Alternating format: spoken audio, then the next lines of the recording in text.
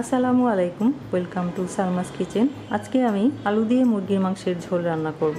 আলু দিয়ে মুরগির মাংসের ঝোল রান্না করতে যে উপকরণগুলো লাগবে সেগুলো হচ্ছে, এখানে আমি 1 কেজি ওজনের একটি মুরগির মাংস নিয়েছি। মাংসগুলোকে রেগুলার যেভাবে আমরা পিস করে কাটি ঠিক সেইভাবে কেটে নিয়েছি। আর নিয়েছি 3টি মাঝারি সাইজের আলুগুলোকে এরকম টুকরো করে নিয়েছি। আর সেই সাথে নিয়েছি একটি মাঝারি সাইজের টমেটোটাকে একেবারে মিহি করে কুচি করে নিয়েছি এবং আধা কাপ পরিমাণ মিহি করা পেঁয়াজ কুচি।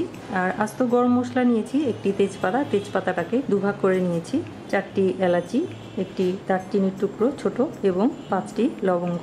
এলাচিগুলোকে আমি একটু থেতো করে নিয়েছি যাতে তেলে দিলে ছিটে না আসে এবং ফ্লেভারটা খুব সহজেই বের হতে পারে। আর মশলা যা যা লাগবে আমি রান্নার সময় দেখিয়ে দেব। চলুন তাহলে রান্নায় চলে যাই। রান্নায় চলে এলাম। কড়াইতে 1/4 কাপ পরিমাণ তেল দিয়ে চুলা জ্বালিয়ে তেলটা গরম করে নিচ্ছি। তেল হালকা গরম হয়ে গেলে দিয়ে দিব গরম মশলা, তেজপাতা, লবঙ্গ, এলাচি, দারচিনি দিয়ে অপেক্ষা করব ফোড়ন আসা পর্যন্ত। যখন এরকম ফেনা উঠতে থাকবে তখন বোঝা যাবে যে ফোড়ন এসে গেছে। এ পর্যায়ে দিয়ে দিব পেঁয়াজ কুচিটাকে হালকা বাদামি করে ভেজে নিব। পেঁয়াজ কুচি হালকা বাদামি হয়ে গেলে দিয়ে দিব টমেটো কুচি। টমেটোটা নেড়ে চেড়ে এবারে দিয়ে দিব এক এক করে বাটা এবং গুঁড়া মশলা। দিয়ে দিচ্ছি 1 টেবিল চামচ পরিমাণ আদা এবং রসুন বাটা, 1 চা চামচ পরিমাণ ধনিয়ার গুঁড়া, 1 চা চামচ পরিমাণ হলুদের গুঁড়া, আধা চা চামচ পরিমাণ লাল মরিচের গুঁড়া। লাল মরিচের গুঁড়াটা আপনারা নিজেদের পছন্দ অনুযায়ী বাড়িয়েও দিতে পারেন অথবা কমিয়েও দিতে পারেন। আমি আমার স্বাদ অনুযায়ী দিলাম এবং লবণ স্বাদ মতো দিয়ে দিলাম। এবারে মশলাটাকে নেড়ে চেড়ে 1 মিনিটের মতো কষিয়ে নিব। 1 মিনিট পর মশলাটা যাতে পুড়ে না যায় সেজন্য আধা কাপ পরিমাণ পানি দিয়ে দিলাম। এবারে মশলাটাকে ভালো করে কষিয়ে নেব। মশলা কষানো হয়ে গেলে এর মধ্যে আরও 1/4 কাপ পরিমাণ পানি দিয়ে দিলাম, কারণ এটাকে দ্বিতীয়বারের মতো কষাবো। তাতে করে মশলাটা খুব সুন্দর কষানো হবে এবং মাংসের ঝোলটাও ঘন হবে এবং খেতে ভালো লাগবে। এবারে ঢাকনা দিয়ে তেলটা আলাদা হওয়া পর্যন্ত মশলাটাকে ভালো করে কষিয়ে নিব। প্রায় 3 মিনিট পর ঢাকনা তুলে দেখছি। 2 বার কষানোর ফলে মশলাটা একদম সুন্দরভাবে কষানো হয়ে গেছে, সব কিছু সুন্দরভাবে সেদ্ধ হয়ে গেছে। এ পর্যায়ে দিয়ে দেব কেটে ধুয়ে রাখা মুরগির মাংস।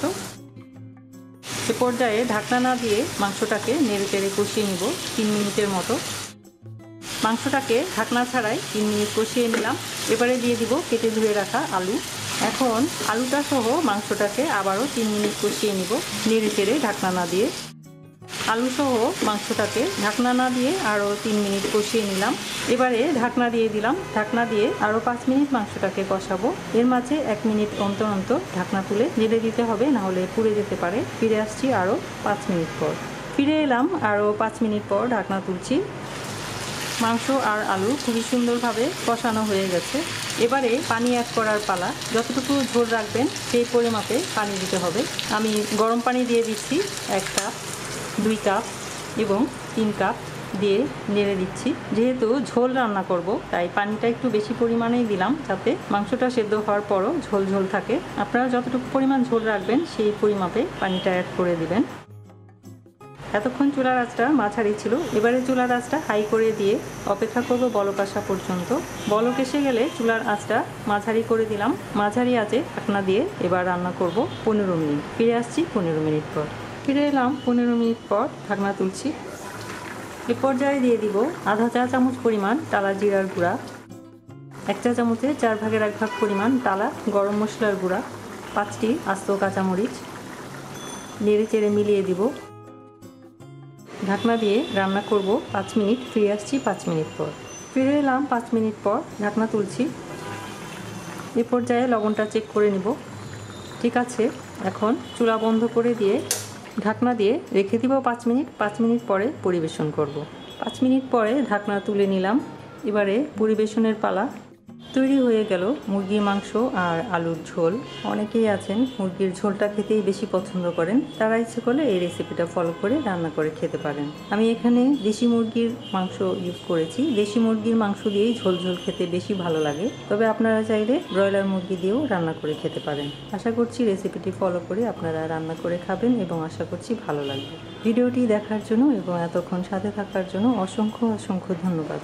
আশা করি ভিডিওটি আপনাদের কাছে ভালো লেগেছে।